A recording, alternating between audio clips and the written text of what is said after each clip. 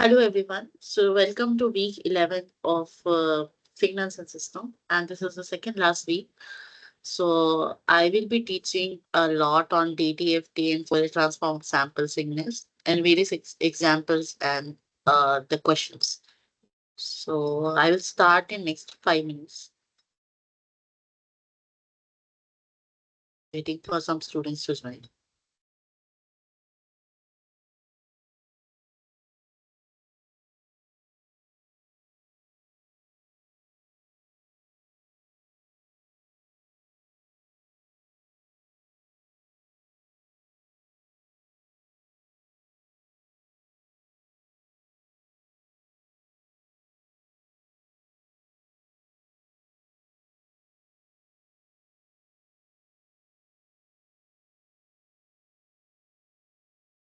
So we'll start with the Fourier transform of sample signals.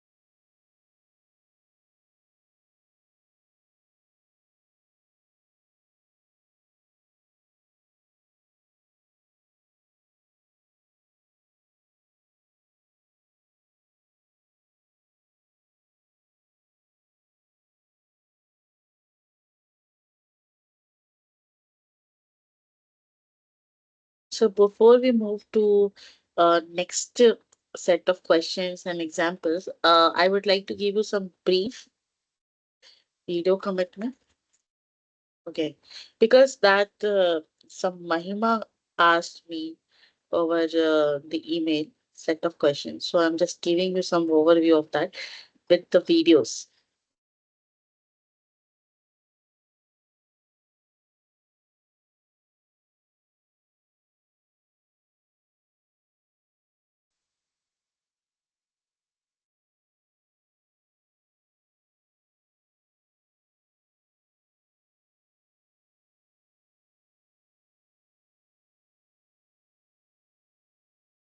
I hope sound is also visible.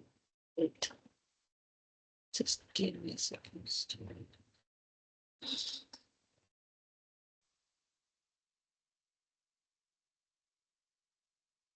If you are working with multiple signals, there are So the question was of signal similarities. Okay.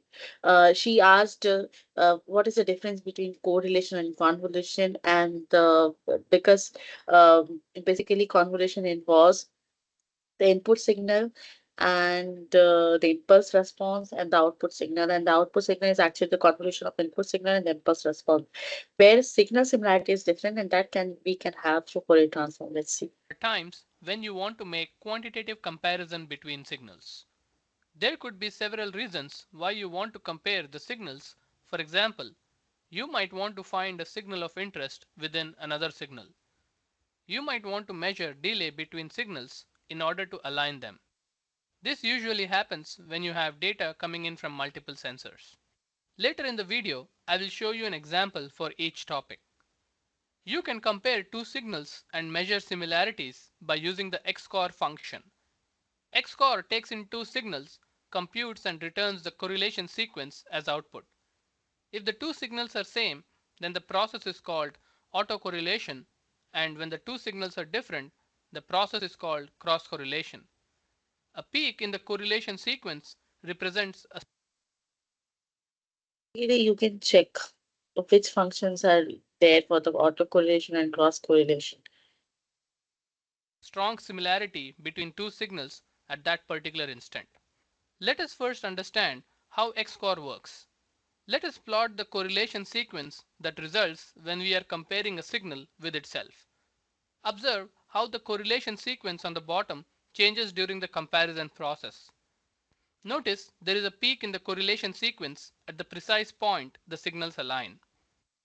The same idea can be used to compare different signals and determine how much they resemble each other. Let us proceed to the first example. Assume you have a template audio signal and you would like to search for the presence of this template within a library of audio signals. Let us visualize the audio signals in MATLAB. Here are three signals. The top two are the audio signals available in the library. The third signal is the template audio signal we would like to compare to the other signals in search of a match. It is hard to tell if the template matches any of the signals just by looking at the plot. Here we can use XCOR to determine if the template signal matches any of the audio signals available in the library. XCOR provides the correlation magnitude as well as lag indices as output. We normalize the magnitude of the correlation sequence in this case. Let us plot and see the result. The first plot here indicates that the template and the signal 1 are loosely correlated. In other words, it does not look like there is any similarity between the two signals. The peak in the second plot indicates that the template is similar to signal 2. We can compute the time delay by determining the location of the peak and dividing it by the sampling frequency. The time delay happens to be 0.0609 seconds. This means the template signal is located 0.0609 seconds from the start of the signal 2. In this way, we use XCOR to search for the presence of a template within a library of signals. Now let us move to the next example. Sometimes you may have multiple sensors recording data as a part of an experiment. An example would be a set of sensors placed at different sides of a hot furnace to measure the heat distribution pattern. It is important that the data recorded is aligned so that it can be used cooperatively. I will use XCOR to show how data from multiple sources can be aligned easily by measuring the delay between the two signals. Let us load the signals in MATLAB. Here are three signals S1, S2 and S3. Let us compute the cross correlation on the S1 and S2 signal pair and repeat the same for S3 So and S1 here signal. we can see we are not applying convolution, but to measure the similarity, we are applying correlation. But different types of signals have different correlation. Okay, and that's why different behaviors is being observed here. So you can see that. Signal pair. Recall that the peak in the cross correlation sequence corresponds to high similarity between the two signals. The second output parameter of XCOR provides us the lag information at which the correlations are computed. We can obtain the corresponding lag values at the peak, and from this information, we determine that signal 2 leads signal 1 by 350 samples and signal 3 lags signal 1 by 150 samples. We prefix the S2 signal with 350 zero-valued samples, and for the S3 signal, we eliminate the first 150 samples in order to align the three signals. In this way, we can align signals using the XCOR function. To learn more, please refer to the Measuring Signal Similarities example in the Signal Processing Toolbox documentation.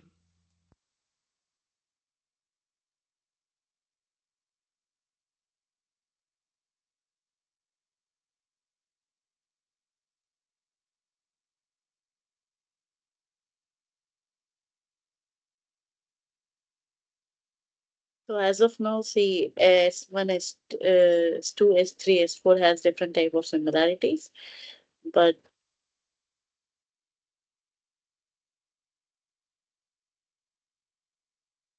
I wanted to show this to you. Also, let's see some signal processing toolbox. So basically for signal processing, you can use MATLAB for sure. Signal processing is essential to a wide range of applications across a variety of industries. To implement these applications, you often need to pre-process and compare signals, design digital filters, transform signals, perform measurements and detect patterns and events. Signal Processing Toolbox can help you with these tasks.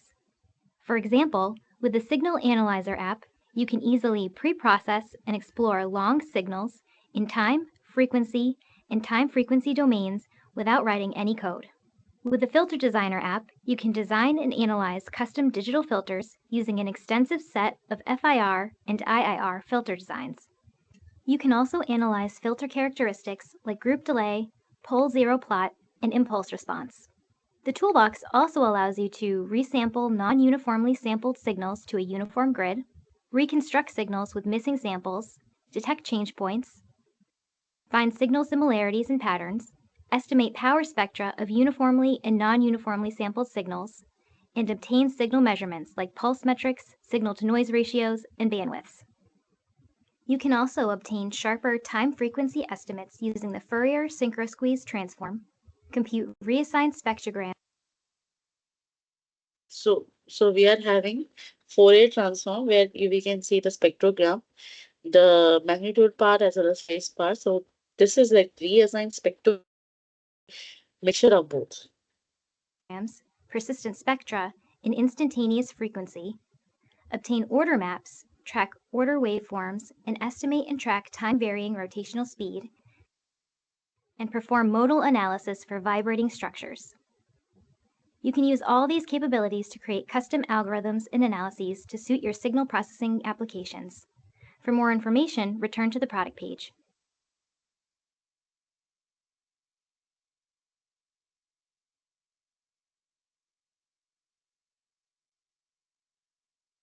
So signal smoothing is also one of the part of signal processing where we use Fourier transform. Let's see how.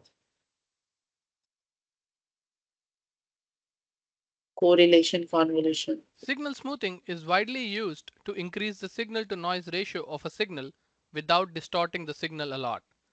The goal of smoothing is to remove rough, fast changing components of the signal and highlight slow changes in value so that it is easier to see trends in the data. Use a filter to smooth your signal.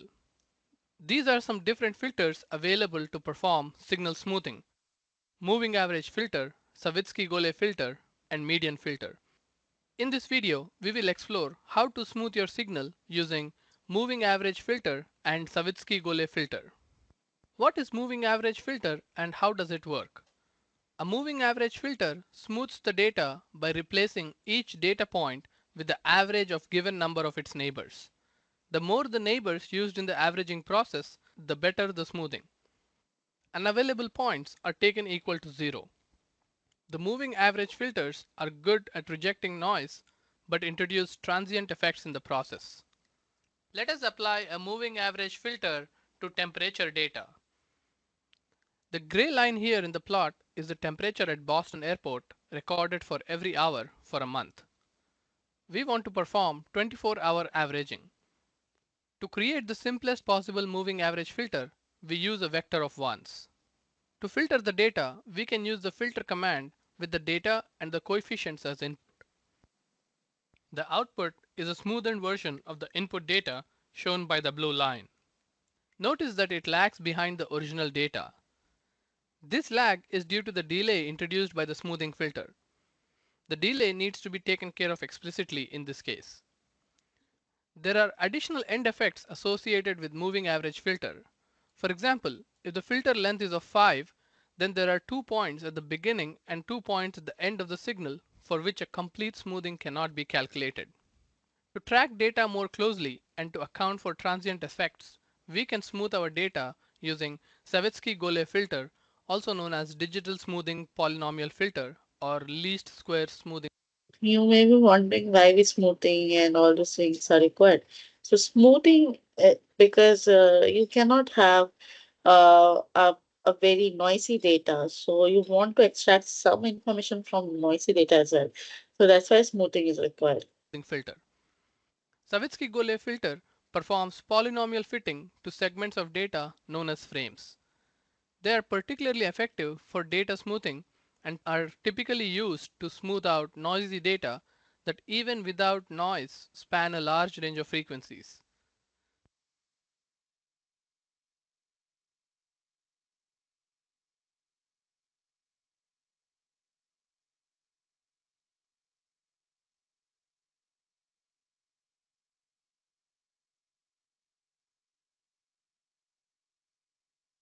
Noise span a large range of frequencies. Savitzky-Golay filters tend to preserve the high frequency components of the data while smoothing it. The Savitzky-Golay technique is available in MATLAB as a function sGolay-Filt. The function internally computes the smoothing polynomial coefficients, performs delay alignment, and takes care of the transient effects at the beginning and at the end of the data. Let us see the process in action. We go back to the airport temperature data and smooth it using the Savitzky-Golay filter this time. We fit third order and fourth order polynomials on frames of 7 points. I think you The are third aware order of this. smoothing appears in blue and the fourth order smoothing appears in magenta. You can clearly see how the Savitzky-Golay filter smooths.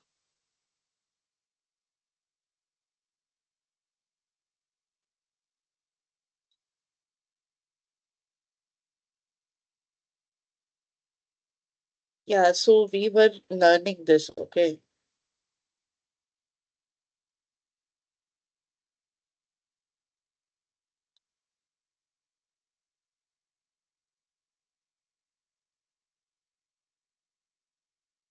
Let me show you some examples.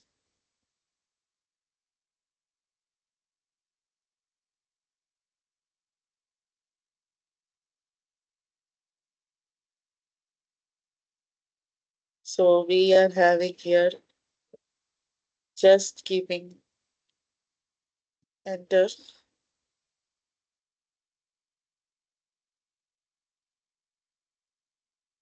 Okay. So discrete Fourier transform is a primary tool for digital signal processing. And the foundation of the product is the fast Fourier transform, a method for computing the DFT which reduces execution time. So many of the toolbox, including jet domain reference, frequency response, spectrum, SEP stress from analysis, and some filter designs and interpretation functions incorporate FFT.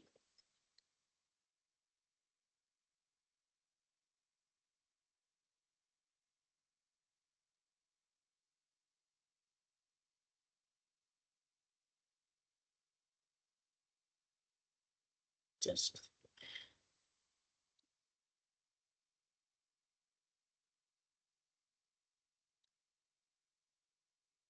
what happened to my tablet.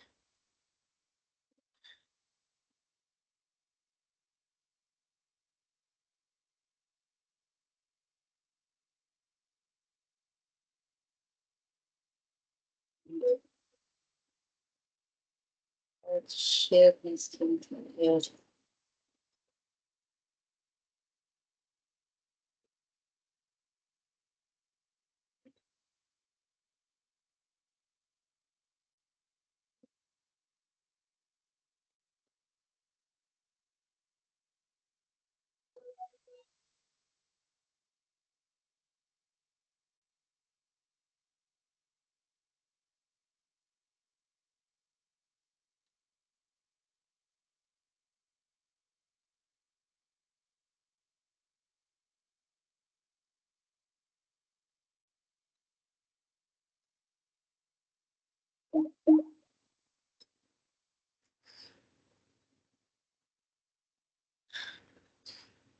So by formula we have this. Okay. MATLAB environment provides the functions for FFT and IFFT to compute a discrete Fourier transform and its inverse. So suppose we have this signal vector. Okay, time is defined from 0 to 10 by 100. So 1 by at the interval of 1 by 100, you have 10 samples. And the signals is defined from sin pi t and sin two different frequencies. So if I ask for the Nyquist criteria, what will be the minimum sampling frequency in order to reconstruct the signal? Any idea? So I'm just running this, okay? So if you are running, you will have lot of variables here. But since I'm running here, I have to remove this.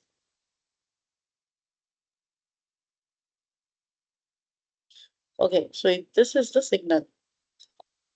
So if we compute the signal with FFT, which is actual also known as DFT. So FFT is same as DFT in case of uh, MATLAB. That implies that DFT and FFT are both are same functions. Just that FFT is the fast version to use DFT. That's it.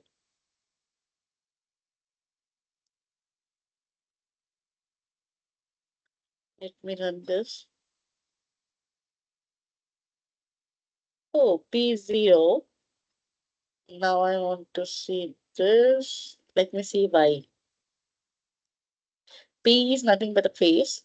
Y is F52. I want to see that.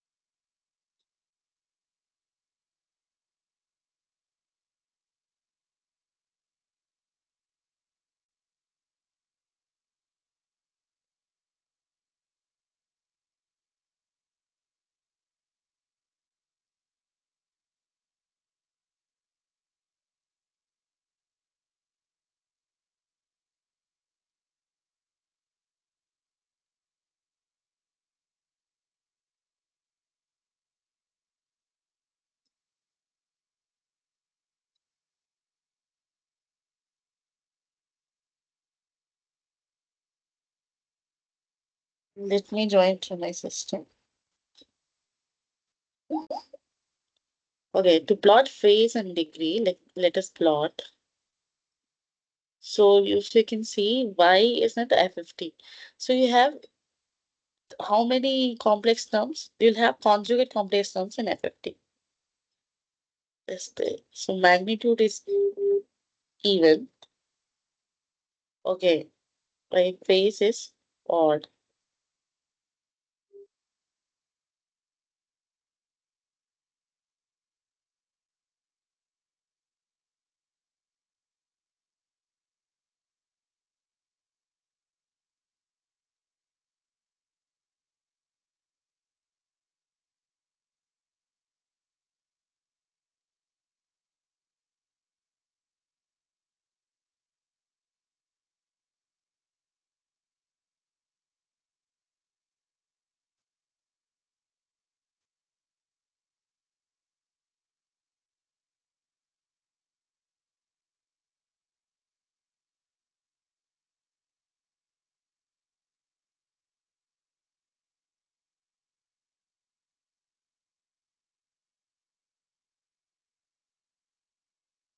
Even an odd part, whatever I explained so far to you.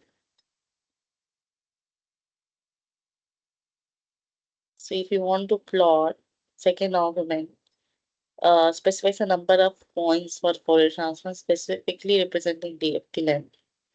So you have plotting, you're getting like this. So what uh, feature that you're getting for the magnitude plot and the phase plot?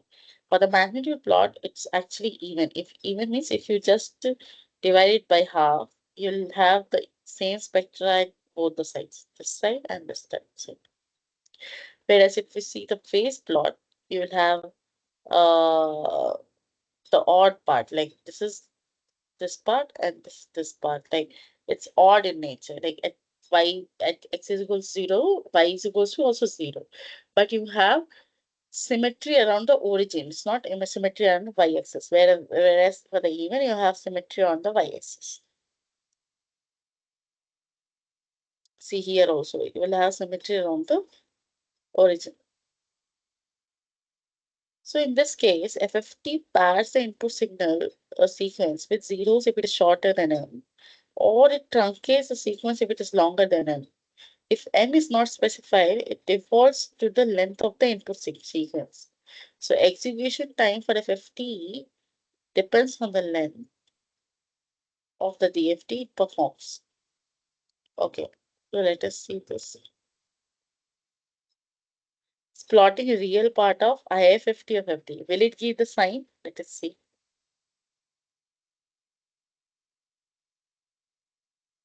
So it is giving like this. Is it a sign? No, obviously. So what is our interpretation is, this toolbox also includes the functions for the two-dimensional FFTs inverse.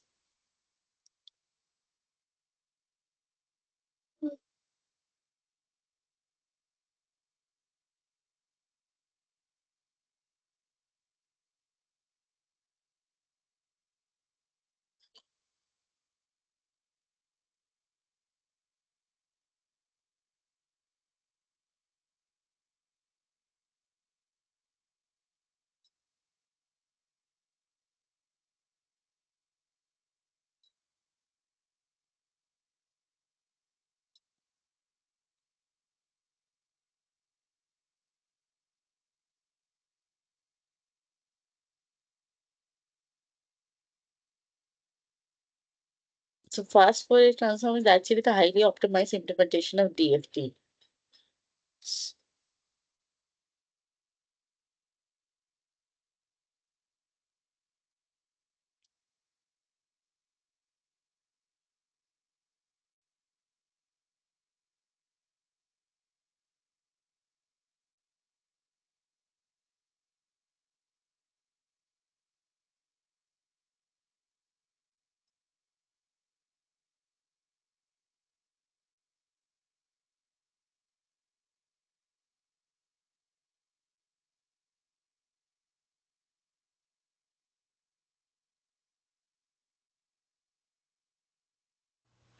Okay, now we're going to look at another method for using MATLAB with Agilent digital scopes. We're going to acquire, filter, and analyze live digital signals using a predefined MATLAB app called Scope Math. This app was developed by our friends at the MathWorks. Using Scope Math, we can acquire oscilloscope data directly into a MATLAB-based GUI for live signal analysis. You can analyze data using 2D and 3D analysis and visualization routines, things like signal filtering, low pass filtering, high pass, band pass filtering. Again, you could look at the data in 2 and 3 dimensions, do things like live plots, waterfall plots, etc. This application can be used on a remote PC connected to a scope or run directly on a Windows-based oscilloscope like the Agilent Infinium series. And this app has been posted at no charge for you on the MathWorks website. You can download this application at www.mathworks.com/Agilent. Okay, now I'm going to switch back to my Infinium oscilloscope and give you a brief demonstration.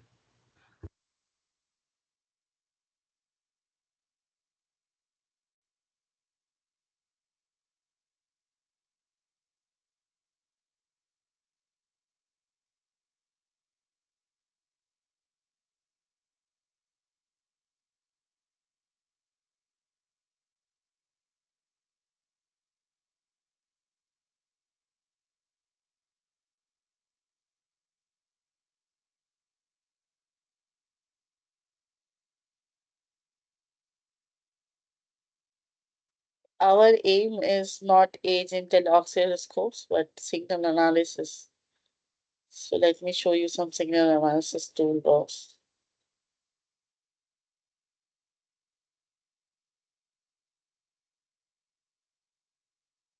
The Signal Analyzer app in the Signal Processing Toolbox lets you visualize, analyze, and compare signals in the time, frequency, and time frequency domains without needing to write any code. You can explore signals and identify and extract key features. You can also apply various preprocessing techniques on signals within the app. The app provides a way to work with many signals at the same time in the same view. The Signal Analyzer app can be launched from the MATLAB command line or from the app's gallery. All supported signals in the MATLAB workspace are available in the workspace browser here. The app accepts MATLAB variables, including timetables and complex signals. You can drag the signal that you're interested in into the display to visualize it. You can add time information and sample rate for signals, or bring in signals as timetables which have inherent time information. The signal can then be explored in the time domain. You can use the spectrum and time frequency views to analyze the signal in different domains. Using the panner option in the Display tab, you can zoom into and navigate to specific regions of the signal. When the panner is activated and zoomed in on a particular region, you can look at the windowed region in all the views simultaneously. As you explore and inspect your signal, if you find regions that you want to analyze separately, the Extract Signals option enables you to extract these regions and save them as separate signals. You can measure signal values using the data cursors. If you want to perform preprocessing on the signal, the app provides built-in functions to perform filtering, detrending, and resampling. You can also compute signal envelopes and smooth signals using moving averages, regression, Savitzky-Golay filters, or other methods. The app also allows you to bring in custom preprocessing functions for your signals. For this signal, we will apply a low-pass filter to extract low-frequency components. Finding the best preprocessing technique can be a trial and error process, and the app allows you to create duplicate signals to preserve the original before performing preprocessing. You can also revert the preprocessing if required. The app provides other advanced spectral analysis techniques as well. If you're analyzing signals which may have transients or hidden components, such as this broadband signal which has narrowband interference, the interference is hard to see in the power spectrum. Here, you can use the persistence spectrum to find the interference. The persistence spectrum is a histogram in the power frequency space. There are many options for the time frequency view as well.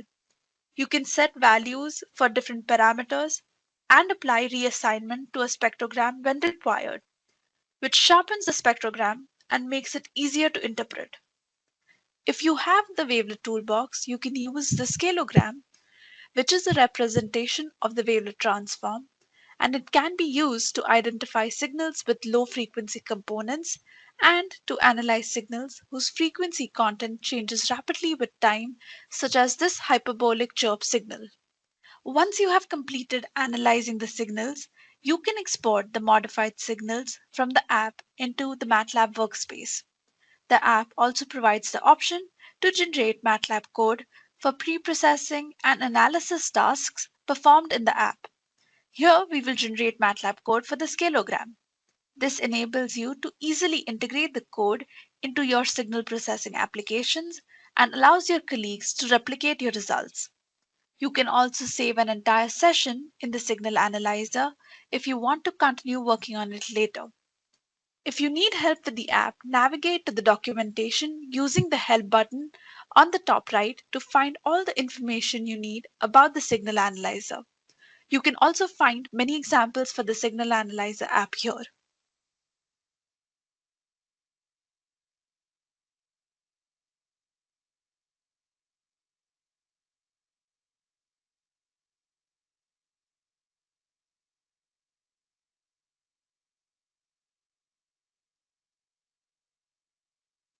That's a perfect example of how we can model the signals and signal analyzer. Okay, I would like to show you this part. For sensor data analysis.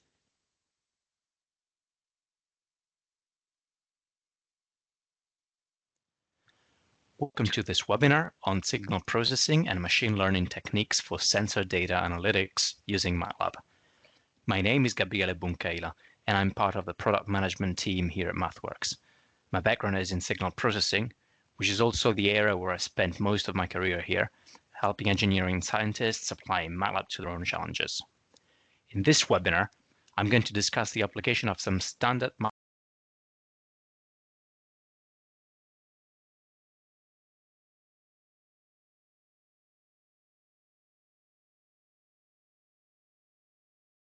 Sorry, it got. At least you should tell me if I'm not sharing.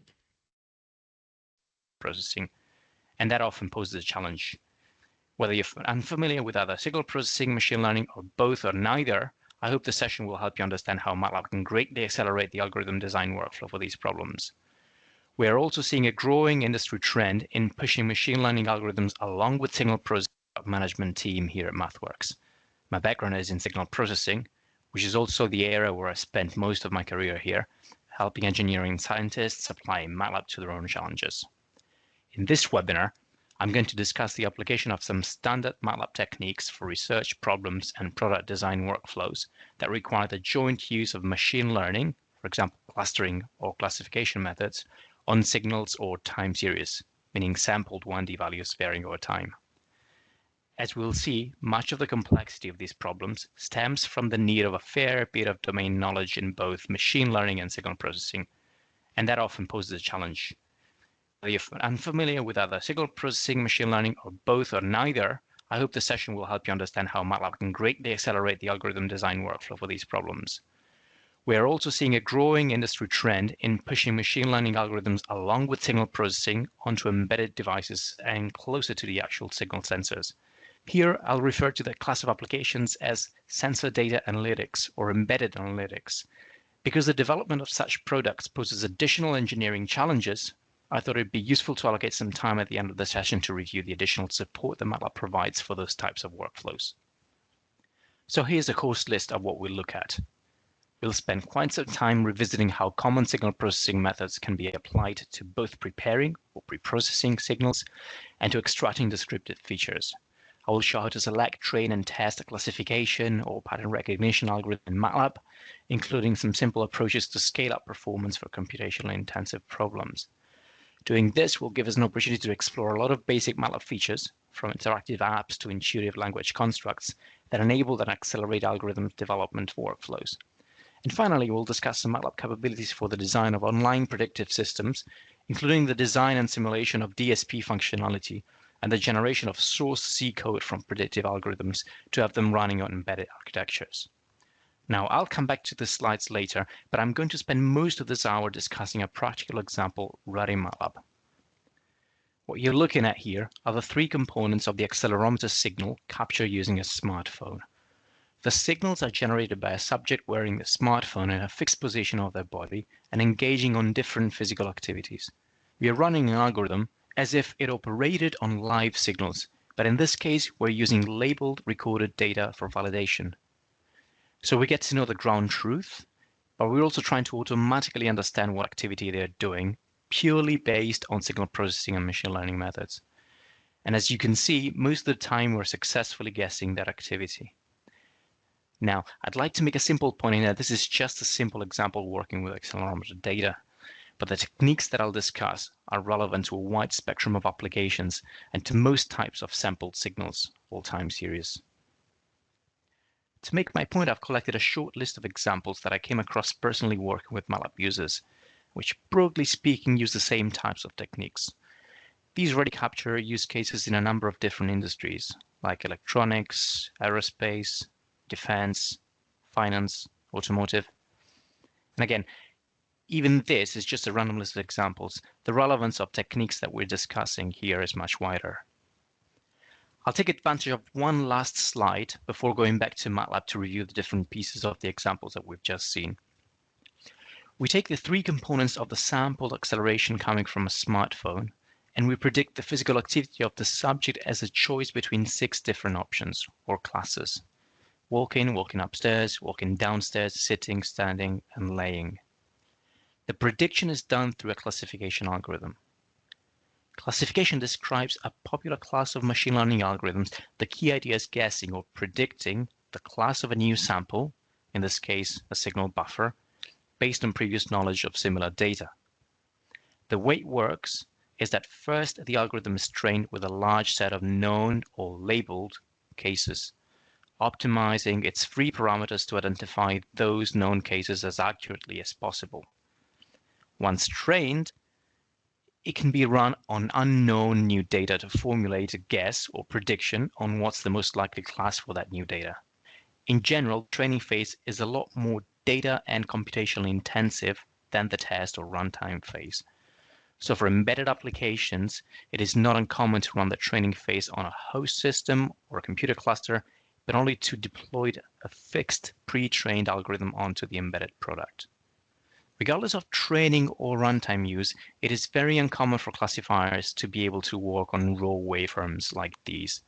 In practice, for each signal segment or buffer, one should have a way to extract a finite set of measurements, often called features, from the raw waveforms. The bottom line to choose what features to use is that they should capture the similarities between signals in the same class and the differences between those in different ones.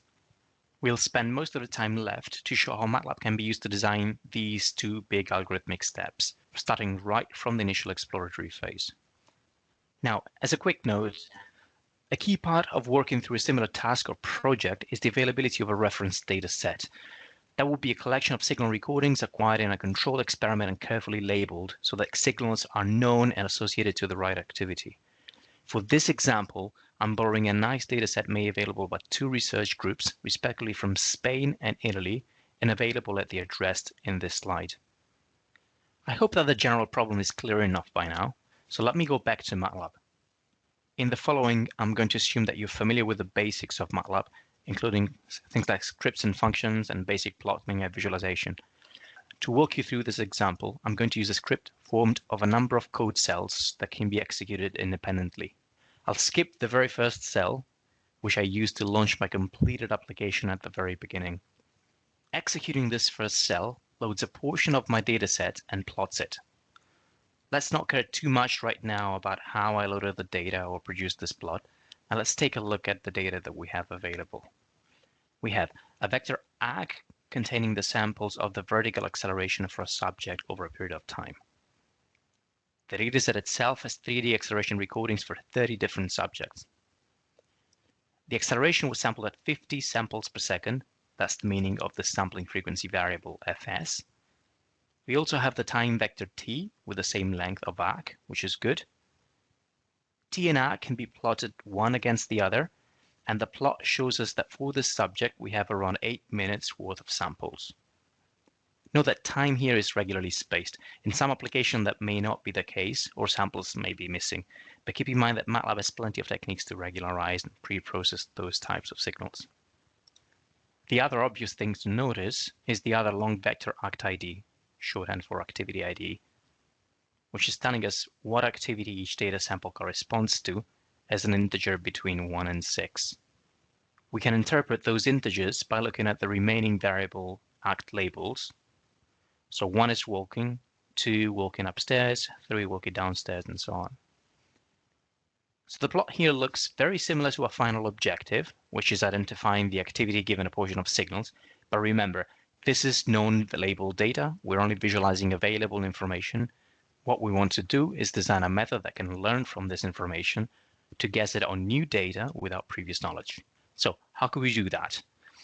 All first attempts would try to use intuitive approaches. So for example, in this plot, we already see that the acceleration waveform does indeed look different depending on the activity, right? You can see that almost all activities have an average of around 10, that's G, or 9.8, while 1 is more around 0. And guess what? That's lame because the body has a different orientation with the gravitational field. There are then 3 of these that look fairly static. No surprise that sitting, standing, and laying, while the other 3 appear to oscillate up and down a lot more. So one could start by doing something very simple.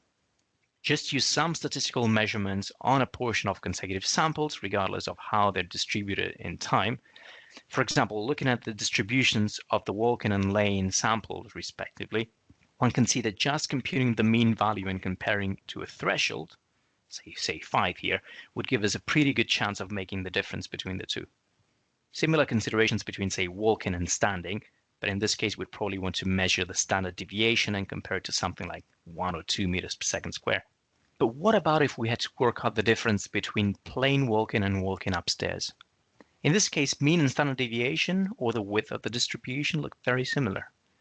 Here, what you should really consider is some more advanced analysis of how values vary over time, and look at things like, say, the rate or the shape of the oscillations.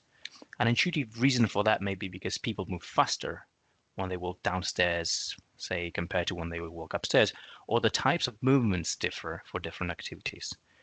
This is precisely where signal processing methods start to be part of the picture. Before going there, let me make a quick point in passing on what I've just done. I've just casually drawn 3 histogram plots and quickly discussed their meaning. Even only this task could be a fairly hard one if you had to do it by hand from scratch, but this type of things are available in MATLAB as single functions. So despite using a pre-edited function of mine to put those 2 plots in a figure and give them the right colors, inside it, a single call to the histogram function is doing all the hard work for me. Histogram, as opposed to the old hist, was introduced and released R 2014b of MATLAB, and it provides a new, more efficient way of plotting histograms. Now, to analyze variations over time, we want to focus on the acceleration caused by the body movements. It's reasonable to assume that the body movements produce faster variations, while the gravity contribution is often almost constant. If I have 2 contributions that are blended together into a single signal, and I want to separate them out, then a technique that often applies is digital filtering. In this case, for example, we want to keep only the oscillations quicker than about 1 cycle per second, say, which is a rough figure for the average number of steps per second, and discard contributions with slower oscillations. Using the right jargon, that requires designing and applying to our data an appropriate high-pass filter. I'll repeat these ideas as we go through the process. Now, designing and applying a digital filter is hard, unless you have the right tools. The design phase in particular requires quite a bit of maths and a lot of domain-specific knowledge. In MATLAB, there are many different ways in which one could design a digital filter. For example, one may choose to do it entirely programmatically, which means only using MATLAB commands, or through built-in apps. Let's first take a look at what the latter would look like. Using an app is generally a great idea when you approach a problem for the first time. To do that, I go to the Apps tab of the MATLAB tool strip, and I scroll down to the Signal Processing and Communications app group. In here, I will pick the Filter Design and Analysis tool. For more advanced filter design, you may also want to try the Filter Builder app. The Filter Design and Analysis tool comes with several sections. For example, this Filter Specifications pane will help us specify the right requirements to our filter. Down here to the left is where we start to define what we're looking to achieve. In this case, I'll select a high-pass filter, but you can see that a lot of other choices are also possible. Down here, there's a more technical choice. If you know about digital filters, you'll probably know what an FIR and IIR mean, and the design methods listed here will probably resonate quite a bit. Here I'll skip the details, and I'll just choose one of these IIR options. Moving to the right here, all I need to do is capture my requirements using the specification pane above. The things I have to say include, we're using a sampling frequency of 50 Hz. We want to keep unaltered, that is, we want to attenuate by a factor of 1 or 0 dB, all signal components oscillating more quickly than 1 time per second or 1 Hz. Let's be generous and say 0.8 Hz. Then everything to the left of this other value f-stop is attenuated by at least a given number of dB. I'll set this to say 0.4 Hz, and correspondingly this a-stop to 60 dB. This means that all oscillations slower than 0.4 times per second will be made 1,000 times smaller by the filter. Finally, by pressing Design, the tool does all the job for us and we end up with a filter that satisfies our requirements. We have a set of analysis tools available right within this app to verify that the filter is behaving as expected. For example, now we're looking at what's called magnitude response over frequency.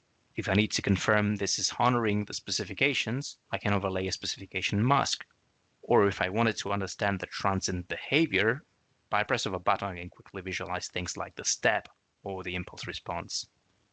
Once my filter is designed, what I really want to do is to use it in MATLAB to apply it to my signal. For that, I can choose between two types of approaches.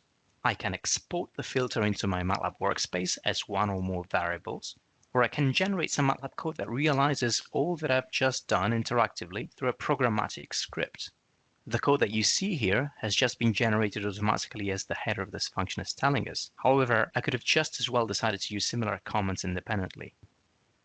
Having this generated automatically for me can also help me gain some insight, so that the next time around I could more quickly design my filter programmatically.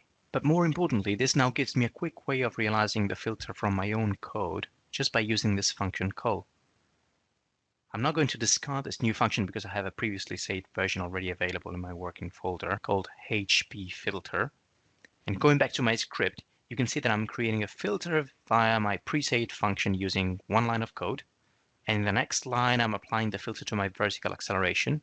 That creates a new signal where we hope to find only the contributions due to the body movements. If I execute this section, I'm also plotting the new filtered signal against the original one. In the plot, we can see that the new signal is now all centered on 0 as expected, as desired, and some transient behavior due to the filter is present, which is perfectly normal. Now let me focus on one activity at a time. How can I do that? There's a very effective MATLAB feature called logical indexing that I can use to that end. Look at this. Say I want to isolate this walking portion of my signal. The activity type is stored in the vector ActID, and I check here when ActID is equal to 1. And because I have two walking portions here, I only look at when the time is smaller than 250 seconds. The result here is a vector of the same length as my signal that I can use to select only the samples that honor those criteria. And here's our walk-in segment. We can zoom in and confirm that the signal oscillates fairly regularly, almost periodically. Now the question is, how can I measure how quickly it is oscillating? Or some parameters to quantify the shape or fingerprint of these oscillations? A good answer would be by looking at the spectral representation of my signal, or some could say through computing its FFT. Much better than the FFT, which is a pretty low-level operation, the right phrase here is power spectral density. That may use the FFT along with a few other bits and pieces. Again, my best bet is to focus on my objective and see if MATLAB can simply do that for me, as is the case. Out of the many functions available to estimate the power spectral density of a signal here, I'm using the Welsh method, which is pretty popular. In a line of code here, I have my spectrum. On the x-axis, I have the frequency from 0 to half of my sampling frequency, which was 50 Hz. And on the y-axis, I have dB per Hertz for power density. Then the region when the values in this plot are higher is likely to carry the information that I'm after. For our signals, this pattern of peaks between 0 and 10 Hz with higher energy holds a lot of measurable information. If you ever sat in a signal theory class, you remember about the spectra of signals that are periodic or almost periodic. We can see a fundamental frequency, roughly around 1 Hz, and a number of harmonics at positions multiple of that frequency. As for extracting information from this, the distance in frequency between these peaks is the rate of time domain oscillations. And the relative amplitudes of the peaks describe the shape of oscillations, a bit like the timbre in musical signals. To validate these, I'll also show you the spectrum for walking on top of the one for walking upstairs in a range between 0 and 10 Hz. Here, walking upstairs produces slower and smoother movements. Because they're slower, these peaks are all pushed to the left, and the smoothness in the time domain causes the peaks to the right of the fundamental to decrease very quickly, indicating softer time domain transitions. If this sounds unfamiliar, think about the spectrum of a pure and smooth sine wave, which has a single peak in its spectrum, compared to that of a square wave, which is full of high-frequency harmonics. Once established that the spectral peaks carry information, We'd like a programmatic way of measuring their height and position. So here's the next question. How do you identify peaks in a curve? Contrary to what some may think, that's not trivial. But the signal processing toolbox comes to rescue with a function called findPeaks that is built to do just that. If we use it while providing no other information but our raw spectral density, then it will return the complete set of local peaks found in my plot. But if we put some more effort in defining what we want, for example, how many peaks it should return, and what is the peak prominence that we require, or what is the minimum distance between nearby peaks that we expect, then the results are much more encouraging. And just using a few lines of code, we now have a programmatic measurement approach that can be automated and is highly descriptive of our signal characteristics. In the example that I showed you at the beginning, I was using a couple more signal processing measurements to extract other features, but I think by now you get the general spirit of an exploratory approach for extracting features from signals. What I did at the end of this phase was to collect all the useful measurements identified into a function, so that for each new signal segment available, I'm able to automatically produce the collection of all my measurements or features that describe it. Let me show it to you quickly. For every new buffer of acceleration samples in the three directions here, I am computing the mean, filtering out the gravity contribution, computing the RMS, measuring the spectral peaks, as well as a couple of other things. If I look at the spectral features subfunction, you can recognize the functions pwelch and findPeaks from a few minutes ago. In total, this function returns 66 highly descriptive features for every new signal buffer it is passed to as an input.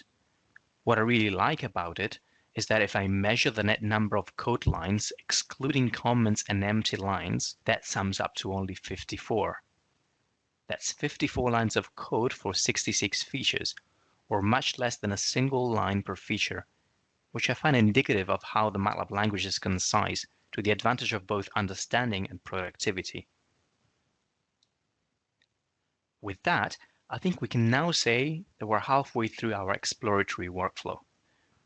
We put in place a method to extract a finite set of features for every given segment of signal. We now need to design a classifier able to learn how to associate measurements, or sets of 66 features in this case, to a class, or a choice of activity among 6 available options. To work with a classifier, we first need to map all our data into the new feature-based representation. Let me open this other script to show you quickly what I mean. Imagine we had first reorganized our data, say 8 minutes of samples times 30 subjects, in a large number of small buffers of equal length, say 128 samples. What we do now is that for every one of those buffers, we call our feature extraction function to compute our 66 features. And we end up with a new feature data set with as many columns as the number of features and as many rows as are available buffers. Because classification algorithms often need a lot of data to learn, extracting features from an entire dataset can take a very long time. And if along this exploratory phase one decides to use different features, then the whole operation needs starting over. Let me show what I mean here on a small scale. Let's reduce the number of data buffer here to a mere 600 and run this. I start a timer before the loop and stop it right afterwards. We can monitor the progress as my 600 data buffers are converted to features one after the other.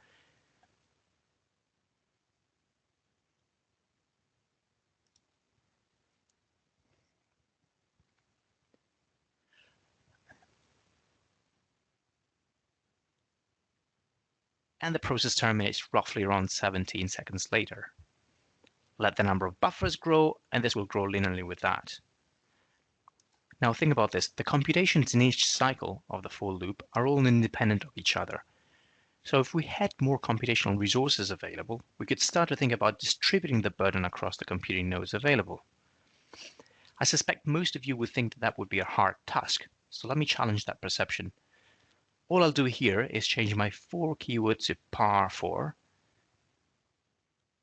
make sure I have a parallel pool enabled, then run again my loop. The buffers are now processed asynchronously by a pool of 4 server MATLAB worker sessions running in the background, and I'm finished in a fraction of the original time. The actual performance gain will change depending on the particular problem. The bottom line is that because I had the parallel computing toolbox installed on my machine, I was able to open locally a number of MATLAB workers equal to the number of available cores on my machine. I have 4 cores here, but with external resources like a cluster, the number can be driven up at will. And then I was able to distribute independent iterations of a long for loop simply by changing 4 into par 4, like parallel 4. Once we're done, we can save our featured dataset and go back to where we left our problem.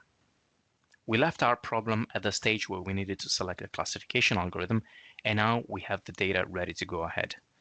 When you need a classifier, you have a choice among a high number of different types of algorithms. The MATLAB documentation provides some guidance on which types are best suited to which problems, but the whole process of trial and error can be intimidating, especially if you're not familiar with machine learning in general, or in particular with a reasonable number of classification algorithms. To address that issue, from release 2015A, MATLAB has a new app called Classification Learner. You can pick it from the Apps tab, but let me just load the pre-saved featured data and open the app by running the command Classification Learner right from my script. To start, I'll load my data and pick this option on the right-hand side here to leave out a fraction of my dataset for validation. Note that before loading the data in my script, I'd also arranged it as a MATLAB table, and that allowed the tool to associate names to my feature and display some simple statistics for each of them. My data also included an act ID and activity label for each available feature vector. As I click Import Data, on the right, I have a simple visual of my data points in a 2D feature space. I can choose which of my 66 features to use for X and which for Y, and get a feel for how well my data samples are separable. At this point, we simply start selecting different classifier algorithms from this catalog and train them one by one on our dataset using this button. You don't really need to know what these algorithms are or how they work and what parameters they need to even work, because the tool selects them automatically for you, and if you want, you can change them by using this advanced button. As I hope you can see, when the training completes, the tool displays an accuracy summary beside each of the selected options and highlights in green the choice with best accuracy. At this stage, you may also need to understand a bit more closely the performance of the classifier, and this app has a few diagnostic options available right from within it, like for example the confusion matrix, which shows how well our predictions map to the actual known values in the dataset. For example, a full green diagonal here and no instances outside it would indicate 100% prediction accuracy. As in many other cases with MATLAB apps, you can then turn your interactive exploratory work into a bit of code to automate the same steps programmatically. In our script, we're using a pre-saved version that comes exactly from the same workflow. What's interesting here is a 3-line of code pattern consisting in choosing the setting for the classifier, training it, note the fit keyword in here, and running it on new data to return the predicted class. We can use this generated function right from within our script to return a trained classifier and use it on new unknown feature vectors. I won't do that just as yet because there's something more that I need to mention. The classification learner provides an intuitive way to access a good number of conventional classifiers that ship with the statistics and machine learning toolbox. An example of an alternative way to address this problem is neural networks. Again, in this case, designing and training a network from scratch would be very complicated, but the neural network toolbox provides apps and functions to get started quickly and design a functional network with only a few lines of code. In the interest of time, and to take a different perspective, let me just share how one could use a programmatic approach in this case to do the same job. Here I initialized a pattern recognition network with 18 neurons in a single hidden layer with a single line of code. Then I trained it and returned the predicted classes in the test set in just a couple more lines. If you ever came across the theory of neural networks, then you'll know that the complexity of the maths underneath these operations is considerable. Just think about using backpropagation for an arbitrary network architecture and all the optimization options that you may need to consider for your cost function. In this case, most of the well-established algorithms just available to use, so you can focus on solving your specific problem. When I execute this code, I get an interface to monitor the training progress, also confirming the architecture of the network. 18 neurons in the hidden layer, 66 inputs as the number of features, and 6 output classes. When we're done, the trained neural network is available in my workspace. And again, through a programmatic approach, I can use it to run the prediction on the whole test set portion of my dataset. As we did before interactively, I can generate diagnostics programmatically, as in the case of this confusion matrix.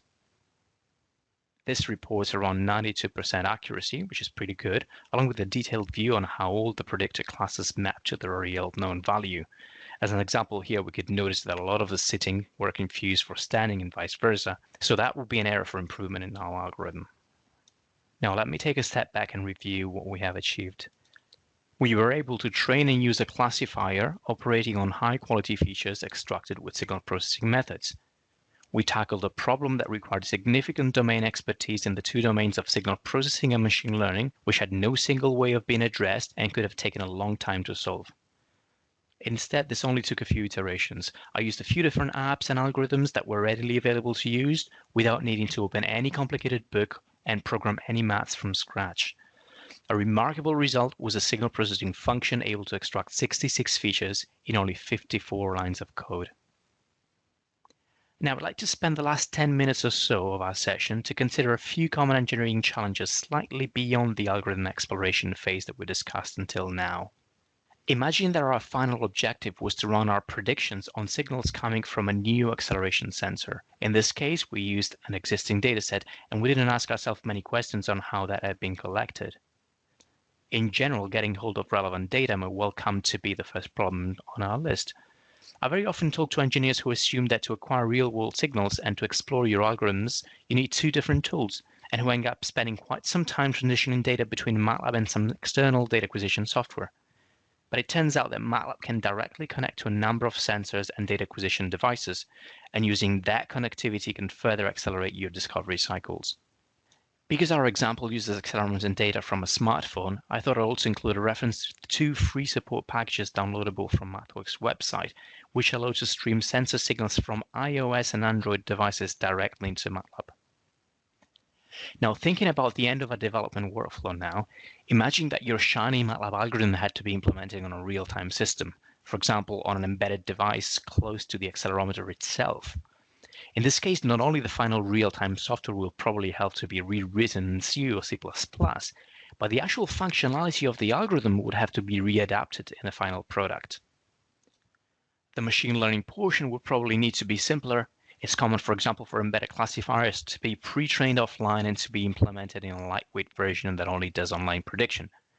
The signal processing will also vary, probably even more significantly. For example, filters that work on signals that stream from sensors will continuously accept new samples and update their internal states accordingly. If the original MATLAB model didn't take into account these effects, then it's possible that the final implementation could never match the performance of the original simulation, potentially compromising the success of the actual end product. The good news is that MATLAB is not only relevant to the initial signal analysis and algorithm exploration phase, but it can also be used to simulate real-time systems and generate embeddable source C code. It's beyond the scope of this webinar to cover these aspects in detail, but let me give you an idea of what's possible in this area. The quickest point to cover is the deployment of the classifier. When we trained and tested our neural network classifier, everything had been done through a network object that we'd called net. This has a wealth of functionality attached to it, and the actual code for the maths used for prediction may be quite hard. I start a timer before the loop and stop it right afterwards. We can monitor the progress as my 600 data buffers are converted to features one after the other.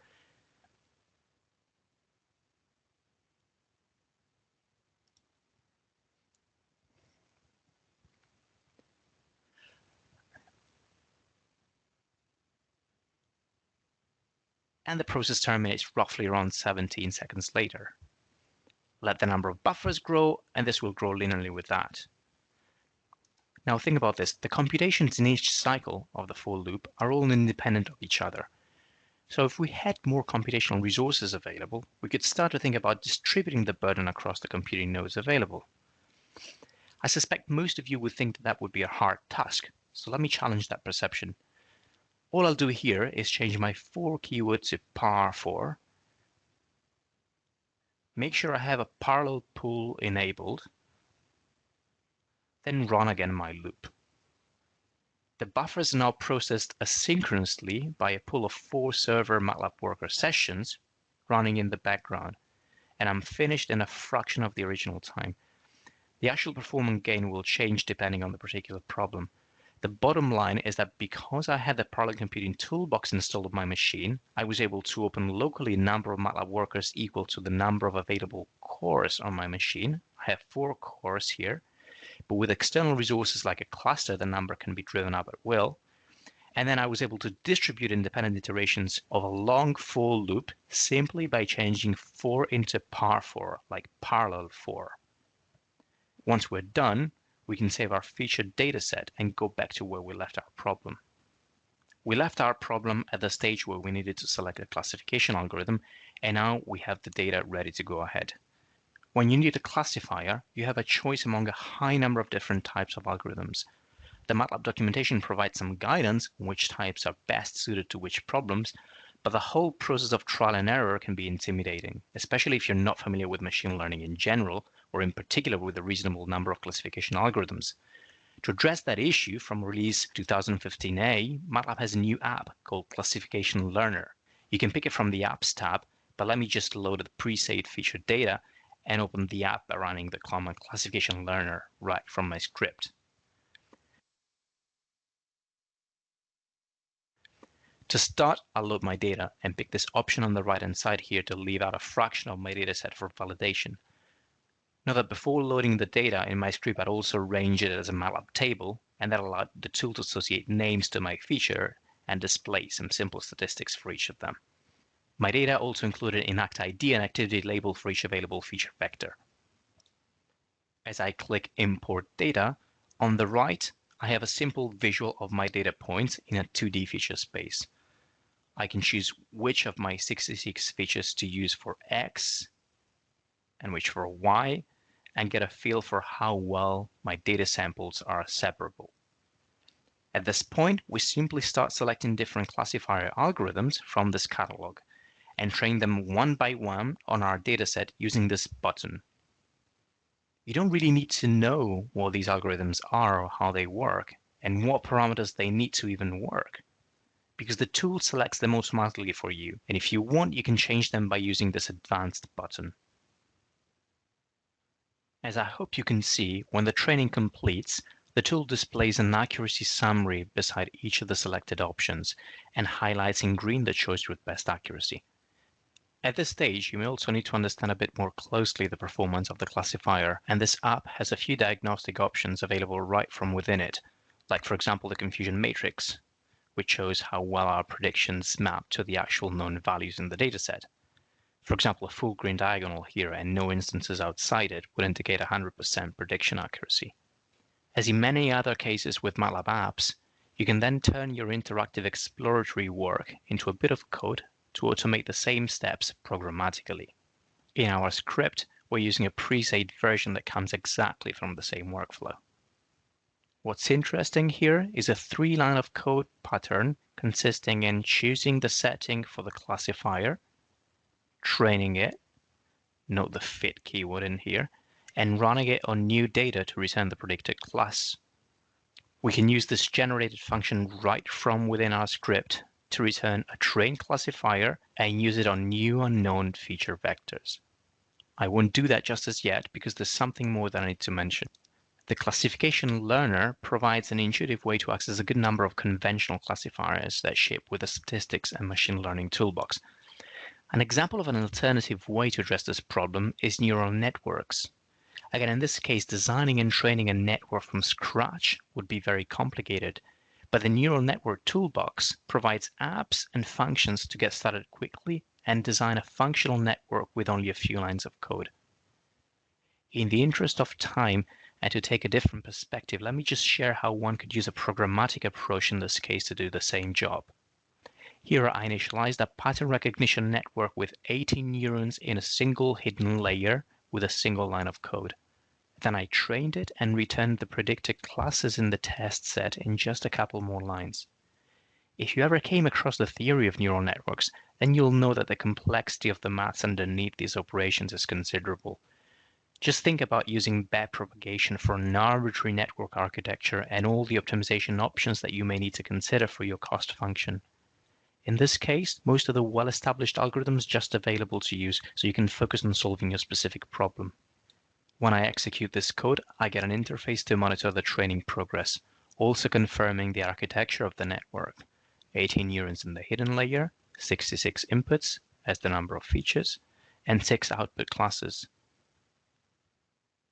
When we're done, the trained neural network is available in my workspace. And again, through a programmatic approach, I can use it to run the prediction on the whole test set portion of my dataset. As we did before interactively, I can generate diagnostics programmatically, as in the case of this confusion matrix. This reports around 92% accuracy, which is pretty good, along with a detailed view on how all the predicted classes map to their real known value. As an example here, we could notice that a lot of the sitting were confused for standing and vice versa, so that would be an area for improvement in our algorithm. Now let me take a step back and review what we have achieved. We were able to train and use a classifier operating on high-quality features extracted with signal processing methods. We tackled a problem that required significant domain expertise in the two domains of signal processing and machine learning, which had no single way of being addressed and could have taken a long time to solve. Instead, this only took a few iterations. I used a few different apps and algorithms that were readily available to use without needing to open any complicated book and program any maths from scratch. A remarkable result was a signal processing function able to extract 66 features in only 54 lines of code. Now, I'd like to spend the last 10 minutes or so of our session to consider a few common engineering challenges slightly beyond the algorithm exploration phase that we discussed until now. Imagine that our final objective was to run our predictions on signals coming from a new acceleration sensor. In this case, we used an existing dataset, and we didn't ask ourselves many questions on how that had been collected. In general, getting hold of relevant data may well come to be the first problem on our list. I very often talk to engineers who assume that to acquire real-world signals and to explore your algorithms, you need two different tools, and who end up spending quite some time transitioning data between MATLAB and some external data acquisition software. But it turns out that MATLAB can directly connect to a number of sensors and data acquisition devices, and using that connectivity can further accelerate your discovery cycles. Because our example uses accelerometer and data from a smartphone, I thought I'd also include a reference to two free support packages downloadable from MathWorks' website, which allow to stream sensor signals from iOS and Android devices directly into MATLAB. Now, thinking about the end of a development workflow now, imagine that your shiny MATLAB algorithm had to be implemented on a real-time system, for example, on an embedded device close to the accelerometer itself. In this case, not only the final real-time software will probably have to be rewritten in C or C++, but the actual functionality of the algorithm would have to be readapted in the final product. The machine learning portion would probably need to be simpler. It's common, for example, for embedded classifiers to be pre-trained offline and to be implemented in a lightweight version that only does online prediction. The signal processing will also vary, probably even more significantly. For example, filters that work on signals that stream from sensors will continuously accept new samples and update their internal states accordingly.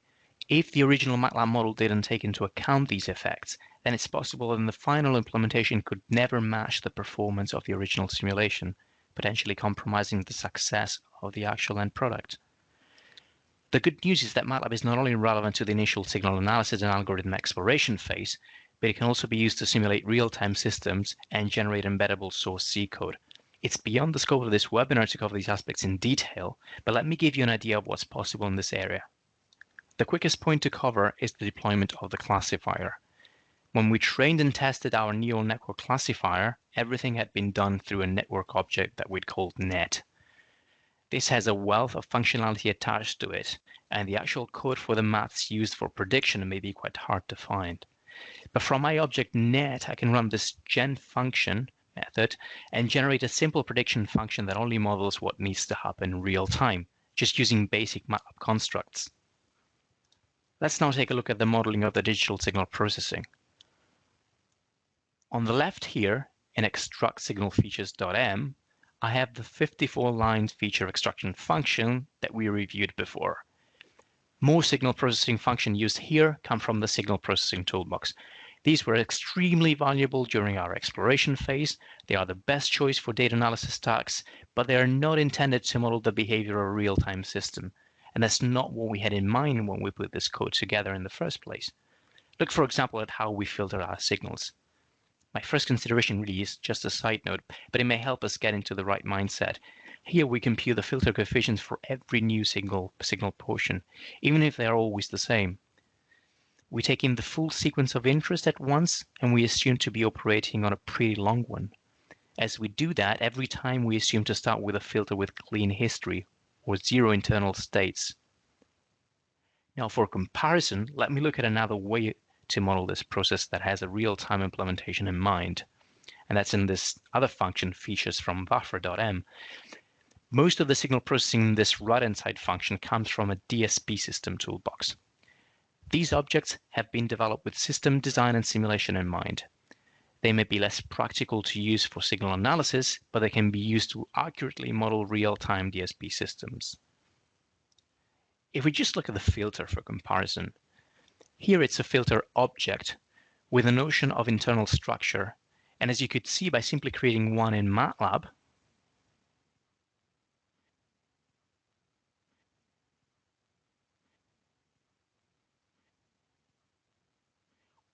one could even get bit accurate behavior by capturing the complete data type specifications, for example, for a fixed point implementation. The object keeps hold of its internal state and is declared as persistent, so exiting and re-entering the function here will find it again in its previous state. So really, if required, it could even take in one sample at a time, and it would still operate as expected. As for the coefficients, they are computed only once, the first time this function is called, when this persistent variable is initialized. Then they're just used at runtime by calling the step method on every new buffer of data.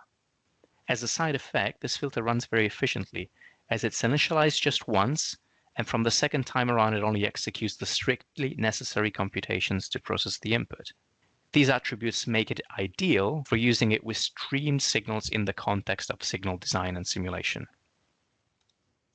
A first advantage of this new system model, as we may call it now, is that by simulating it, we can verify early on the design of our algorithms for an embedded system and check that the behavior is as expected. I'm sure this visualization now looks familiar. This is what I showed you right at the beginning of this session to introduce our example. The dynamic simulation here offers a different perspective. For example, I can check the stability of the prediction in the transitions from one activity to the other. Or in other applications, I may need to analyze the signal as I would do on an oscilloscope, for example, using triggers and markers. This here is a time scope, but other types of visualizations are also possible, including obviously in the frequency domain with a spectrum analyzer, but we won't look at that right now. If we take a look at the code that produces the simulation, we'll meet again a lot of programming practices that we've seen in the new feature extraction function. So for example, we use a while loop with the new data processed at every iteration. This scope object here is what we're using for continuous online visualization. Within the while loop, we just keep pushing in more data using the same simple construct of that step method that we have already seen earlier. At the beginning of this loop, we use a file reader object in a similar way to incrementally advance on a data file without needing to load a potentially huge file in memory or to do any complex indexing into the source data. We simply pass in the file name at the beginning and get a new frame of sample at every iteration. Here I also used a buffer to help me operate on a longer data window than the system may be receiving in a single iteration. All wrapped in a separate object to hide away any indexing and used through the same step interface. And right in the middle of the loop, you can see the prediction function that we are simulating, complete with our new DSP models and the lightweight neural network classifier. Beyond the ability to simulate our system online, a second substantial advantage of having real-time models of both the DSP processing components and the deployed neural network is that we can now automatically generate source C or C++ code from them. That can be used in an embedded product, an embedded prototype, or simply as reference to share with the downstream software engineering team. There will be a lot more to say on this, including the ability, say, to directly generate fixed point or target optimized C, but I'll just show you the general idea of how that works.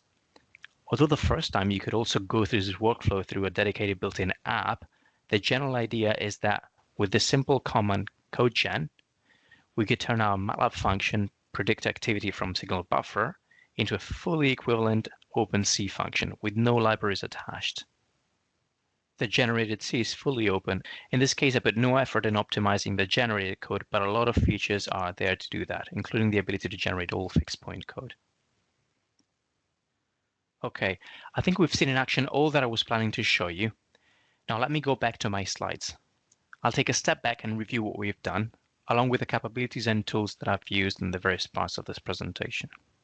Signal analysis was the first area where the use of de facto standard built-in functions saved us a lot of time. And Signal Processing Toolbox is where all these useful functions came from.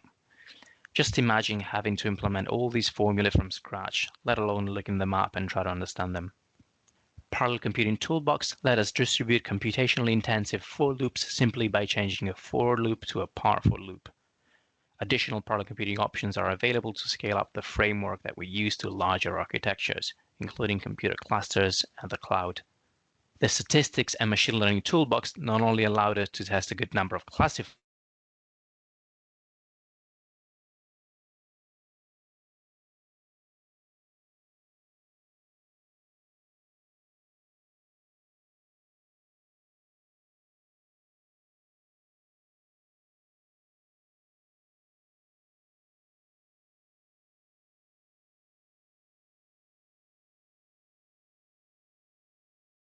work, which captured the runtime computations using basic MATLAB constructs, fully supported by the C code generation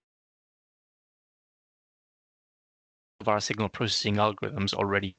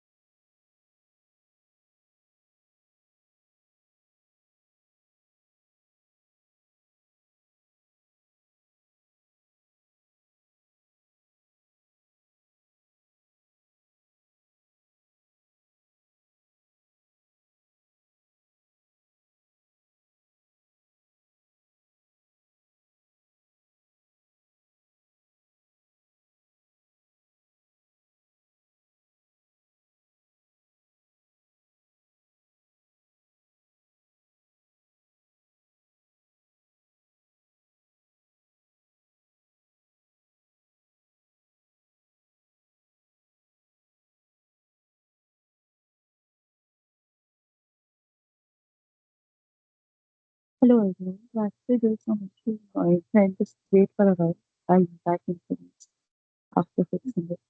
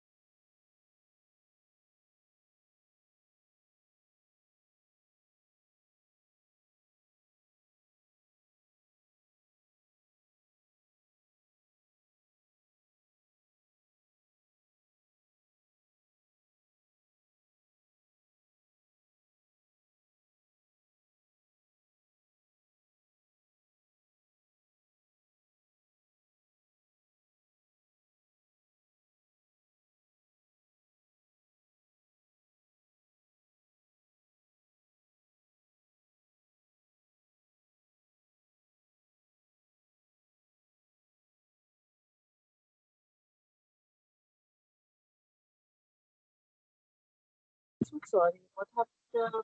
My mic was not muted from our side. I don't know whether this uh, voice went or not. So far, whatever I thought. So the point is, we have seen several videos about the sampling, signal processing, and this I have created for the week 11. Since only half an hour left, so what I'll do is first I will have the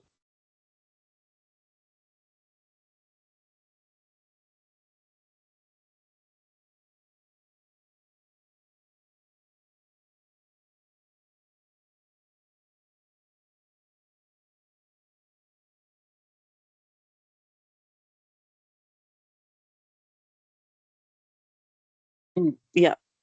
So question one was, what is the DTFT of the unit impulse response? So this was the easiest question.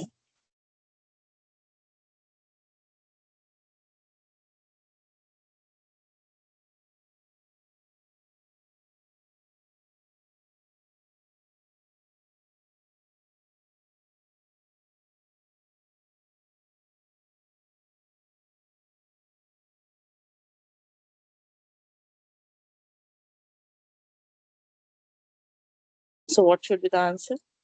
It should be one. How? This is the steps for the definition of DTFT. We have a sequence of Sn where we have xn x of e power j omega is equals to summation of n equals to minus infinity to infinity of x of n e power minus j omega n. Okay.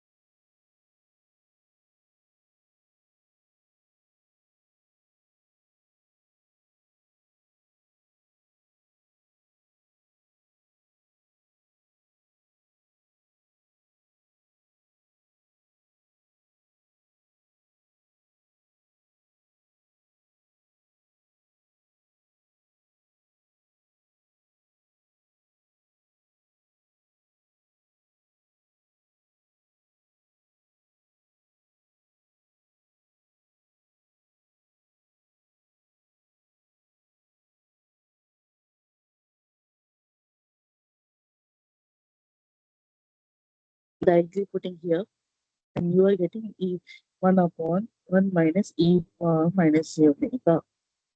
1 upon 1 minus e power minus j omega. And what we told it is e power minus 80 had 1 upon a plus j omega. Okay. This question 3, which is a time shifting property.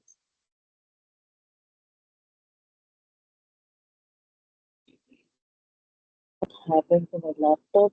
I'm not able to work on my laptop. That's why I'm not able to open my camera. The camera is not working. So, which of the following property of DTFT corresponds to time shifting of a sequence XN?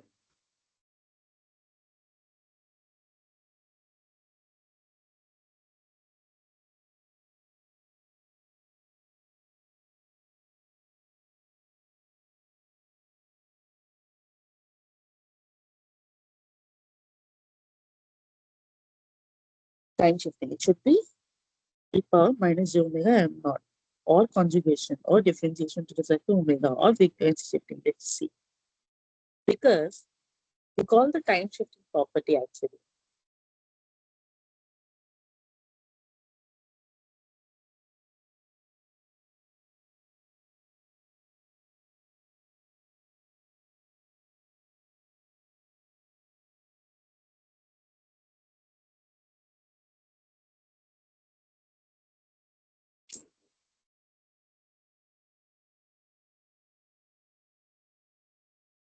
So basically, these are the properties, and this shows that it has option. And that's very simple. Next question.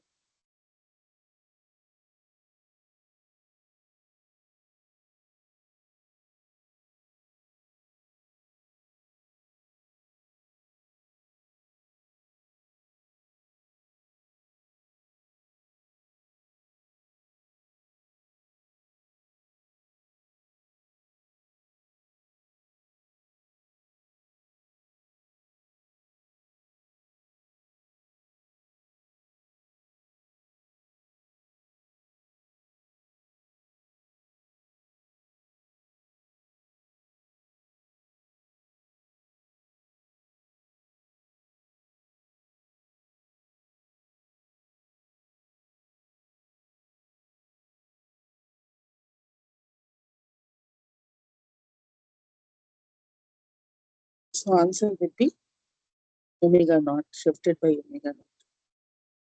So these are the steps.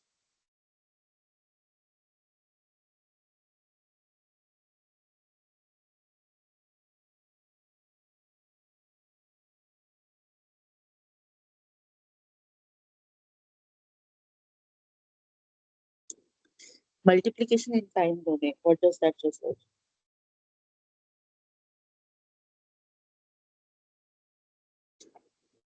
That is a two sequences in time domain response to which operation in frequency domain. So convolution or multiplication or differentiation or time reversal. The answer is convolution. Let's see how.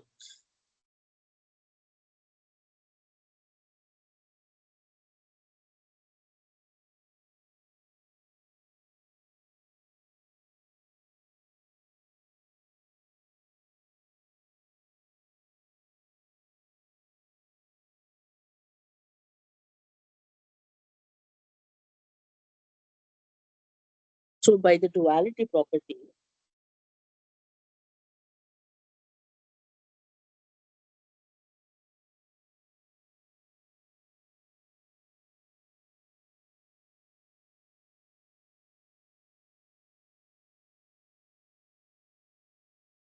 you can easily say the option A is the option answer. Question number 6. These all are the questions that I have taken from the last year. Okay. For the continuous time signal xt, band limited to B hertz, what is the minimum sampling frequency required to avoid aliasing? So aliasing effect I already taught last class. And this class also, while in the videos we saw. So what should be the answer? So fs should be greater than or equal to 2b. And that is the sampling theorem, like the sampling theorem. So to avoid aliasing, the sampling frequency fs must satisfy this property.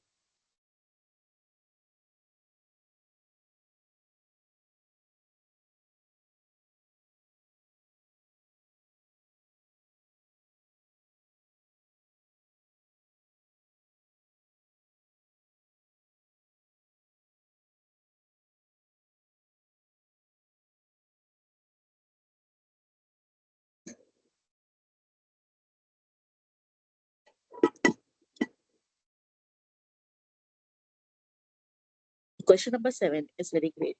Which of the following is the correct form of past first relation for sequence xn with DTFT x of j omega? What's the relation? Option A, option B, option C, option D.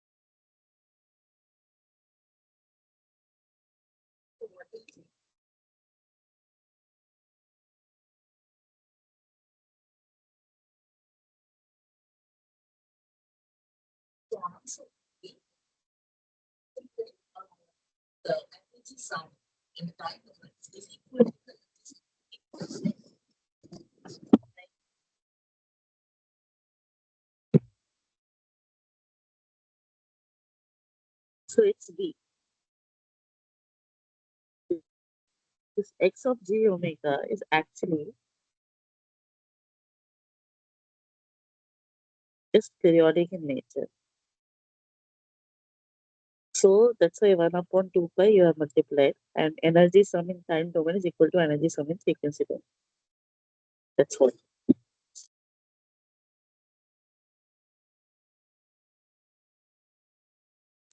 Okay. So DTFT of a sampled continuous time signal. Your sample signal. Sample signal, you have this switch that T is equals to N S. TS is actually sample frequency. Okay, that's what it's NT or T. So it's kept T. So it's a T. And so sample signal. So let XT with the delta time signal with the Fourier transform X of j omega. Sequences, which is X of N is equals to X of NT, is obtained by sampling XT at the intervals T, like this. Okay. Which of the following expression correctly represent the DTFT of X of j omega of Xn in terms of X of j omega. So this is a sample signal. Okay. So it's basically this impulse response. So let's see what's the answer. So step one, which is part. When I continuous time signal xt, the Fourier transform X of j omega is sampled with the time t. The resulting discrete time sequence is given by this.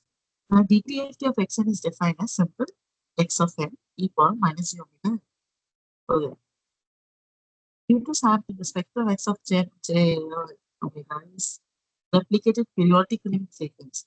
So this x of j, capital X of j omega, replicated, it means replicate periodically in frequency.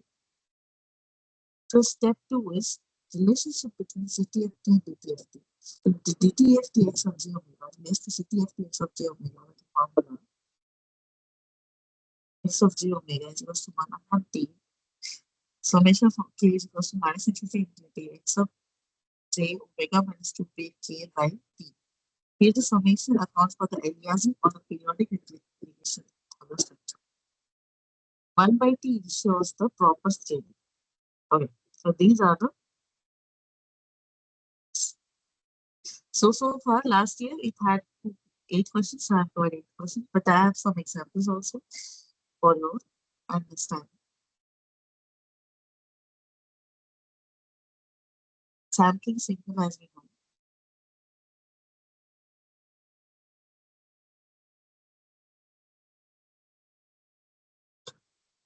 To continuous time for a transform, CTFT of x is x of omega. I'm writing like this. Discrete time for a transform is x of j omega. So aliasing occurs when sampling or Fourier domains replicas of capital S of omega appears periodically in DTFT domain, or the sampling rate Fs is equals to 1 by t must be high enough to avoid aliasing or the Nyquist criteria. So sampling in time or the replication in frequency so far, xt where we have the Fourier transform, x of n is equals to x of nt, or DTFT we have x of j omega is equals to minus infinity to infinity x of n e power minus j omega n. Okay. Relationship to TFT, we have 1 by t minus infinity to infinity capital X of omega minus 2 pi k by t. That was the only question, first question. Okay, and that is what I have covered so far. Okay. Key concept of aliasing. What does that mean?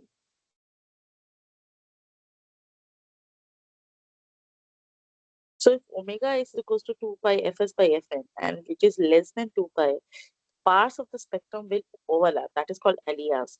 To avoid aliasing, we have Fs should be greater than or equals to 2 of Fmax, where Fmax is the highest frequency in XT. Takeaway is that the sampling frequency must be sufficient large to prevent the incoverable overlap of frequency components. Okay. Whereas here you had, you may wonder why this is very big. Since this becomes periodic, so 1 by t came here, where summation by summation the same. The capital X is actually omega minus 2 pi k by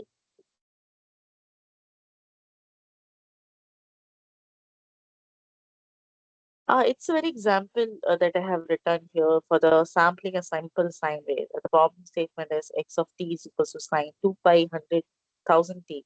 if we sample at fs is equals to 8000 hertz, express the discrete time signal x of n and find its DTFT x of j omega. So if we go the simple step by step procedure,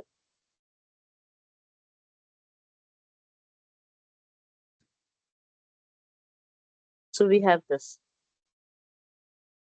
But the results in impulses at frequency omega is equals to plus minus alpha, that is mod 2. Another problem statement, and this also results very nicely. A continuous time triangular pulse xt has a known Fourier transform capital X of omega. Sample xt at a period t, derive an expression for the DTFT x of j omega. So step by step, simply, if we go and this from the known x of omega, notice sampling in time domain causes a periodic repetition in the frequency domain, and that gives this. The exact form depends on the triangular first parameters. Problem statement 3. So what I have done is, like, for each topic, I have taken a 3 problem statement along with the detailed solutions. As you can see also, for the sampling period, I have taken 3 problem statements. So in total, 5 topics were there and 3 problem statements, 15 problem statements, example problem statements we have, plus 8 problem statements, the last year problem statements. So a lot of problem analysis is there. So if you have time, you please go through my PDF, whatever I'm uploading on a week by week basis. It takes a lot of time to prepare the PDF also. So I request you to ask doubts since nobody joined my class. So what I do is I try to cover as much as possible through the written form. Okay. So here you can see you have band limited signal. The Fs is 2000 hertz. Show that this aliasing occurs and illustrate the overlap frequency bands. The highest frequency in XT is 1500 hertz. Nyquist rate is this. Given Fs is equals to 2000, which is less than this one. So aliasing will occur for sure. The frequency domain, the replicas of x of omega appear at multiples of omega s. So the overlap is unavoidable since the original bandwidth is up to 2 pi 1500.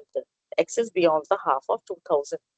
Graphically, the repeated spectra overlaps in DTFT domain, making perfect reconstruction impossible without the addition, filtering, or high rate sampling.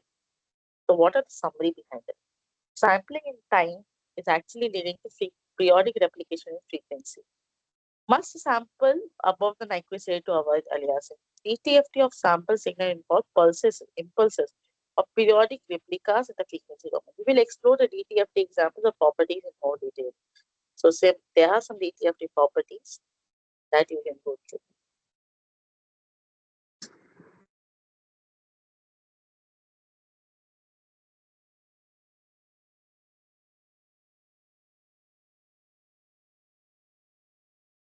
Concept one is DTFT of a finite sequence. This is a finite sequence and someone can be evaluated directly or it is comes as a discrete time polynomial e power 0 minus omega. Okay.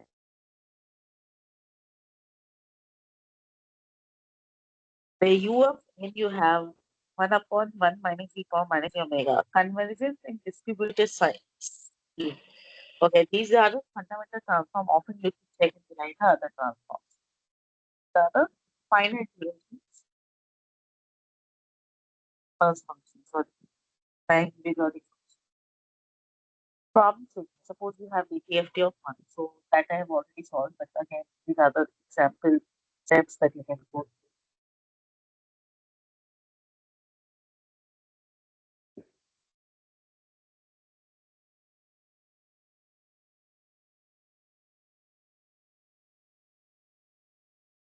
DTFT of UN.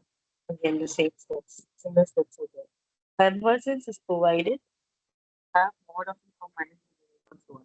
Convergence is treated in a generalized sense distribution. Okay, that is distribution. This is another finite sequence. So there are some sequence. The steps is provided like this. So you have x of n is equals to 1 there you varies from 0 to 2. So you have signal like 0, 1, sorry.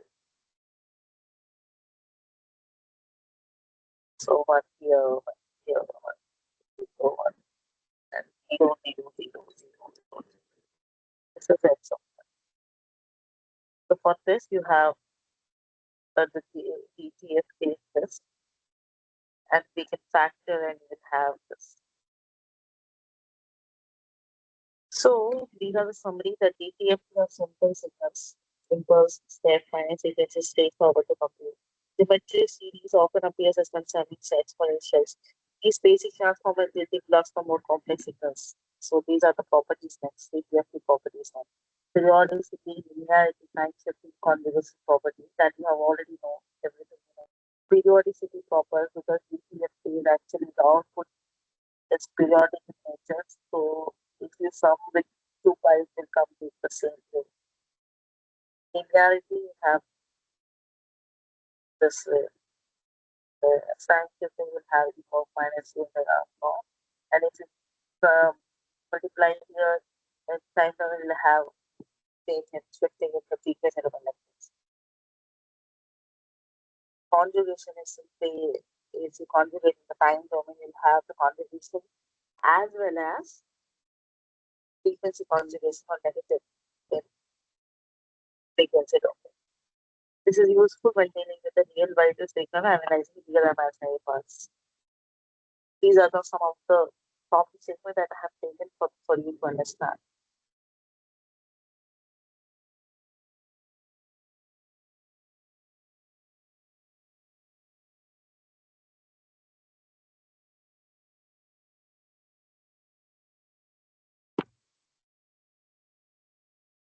The very simple thing that you can easily understand.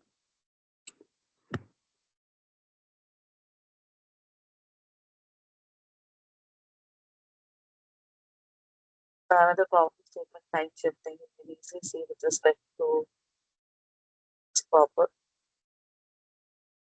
conjugate property also you can easily see. These are the properties over here. Differentiating time domain, accumulation in time domain, differentiation in frequency domain. General idea is operations in time, like differentiating, often correspond to simple multiplicative factors in frequency domain and vice versa. So you can see here, if you have differentiating in time domain, okay, that will lead to a simple multiplicative factor in the frequency domain. So e power x of j omega multiplied by 1 minus e power minus j omega. That's very simple and that's very great. Now that is an interpretation as the discrete time derivative in time domain becomes a factor that is 1 minus e power minus j omega in the frequency domain. Okay. Similarly, the accumulation. Accumulation is giving you what? It's giving you 1 upon 1 minus e power minus j omega. So integration, that is an accumulation also for, it's also known as accumulation. In time domain, this corresponds to division by 1 upon e power minus j omega. So if you have differentiation kind of x of n minus x of 1 minus 1, it is multiplied by 1 minus e power minus j omega. Then you have integration, it will lead to 1 upon 1 minus e power minus j omega.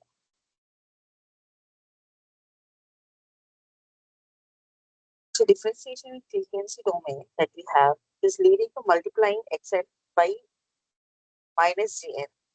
So more precisely, you have d by d of omega x of capital X of j omega is equals to minus j minus infinity to infinity n x of n e power minus j omega n. So multiplying by minus gn in a time domain leads to differentiation of x of j omega with respect to omega. That's very again a strange property and good property. Again, the simple example same that I have taken. This is again the same. Again the same. So these are the summary.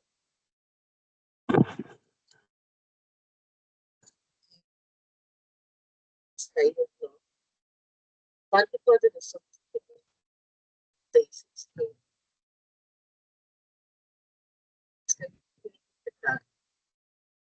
In the internet facility at today we were facing the internet outage and that's why it happened.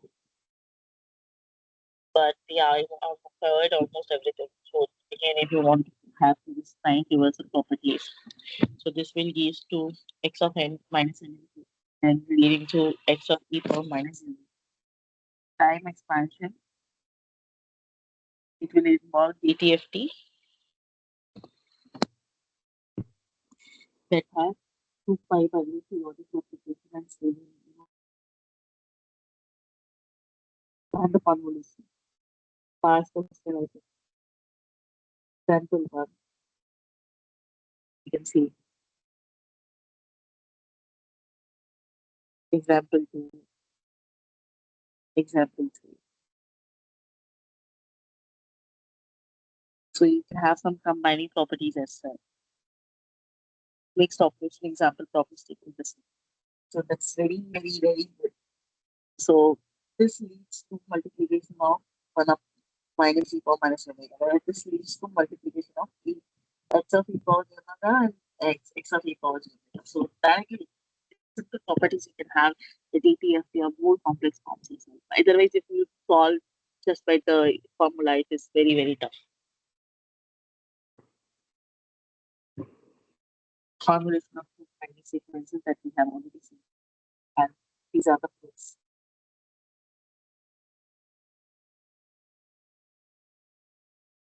Again, a different problem statement involving two different parts. So this will lead to power minus omega number. This will lead to omega minus omega. That's why it's multiplied by. We only need to integrate over minus pi to pi to 2 pi periodicity. So this is a periodic feature. That's why inverse has this property. So practical applications as filtering in frequency. And the many practical applications we have seen. These are the summaries. Again, this powerful tool we have seen the practical execution maps, partial images of DTFT, all of this we have covered. But these questions also. That's very great that we have covered 63 slides as you can see. Thoughts point. And we are seeing various videos. I will show you one good.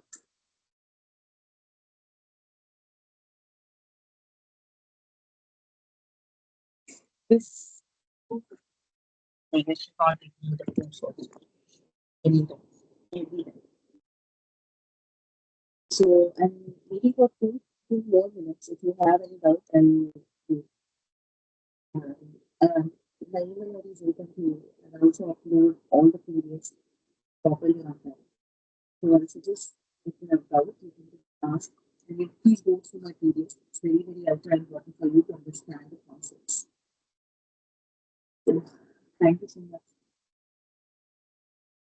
Thank you so much. Thank you so much.